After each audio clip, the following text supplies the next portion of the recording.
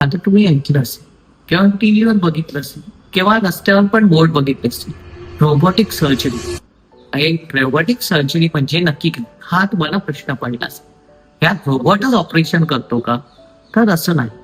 Robotic surgery एक advance surgery आहे ज्यात डॉक्टरच ऑपरेशन करतो, but with the help of a robot. म्हणजे जे इन्स्ट्रुमेंट्स असतात ते सगळे इन्स्ट्रुमेंट्स डॉक्टरच कंट्रोल करतो. तर याचा फायदा काय आहे? मेन म्हणजे ही मिनिमली इन्व्हेसिव्ह सर्जरी आहे. तर यात काय होतं, पेनलेस असतो, तसंच ऑपरेशन टाइम असतो तो पण कमी असतो आणि त्याच्यानंतर जी रिकव्हरी फेज असते ती लवकर होते. त्यामुळे पेशंट लवकर आपण डिस्चार्ज करू शकतो.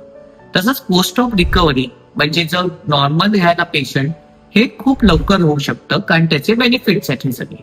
आता गायनॅक कॅन्सर मध्ये याचा यूज काय? गायनॅक कॅन्सर मध्ये आपण थोडे प्रोसिजर्स एस्पेशली युट्राईन कॅन्सर आहे त्याच्यात आपण हे यूज करू शकतो. तर आता बाकीच्या कॅन्सरमध्ये यूज करू शकतो की नाही, तर ह्याचं आहे की depending on the condition, depending on the stage आणि कुठला कॅन्सर आहे त्यानुसार आपण ह्याचा प्रत्येक कॅन्सरमध्ये वेगवेगळा वापर करू शकतो.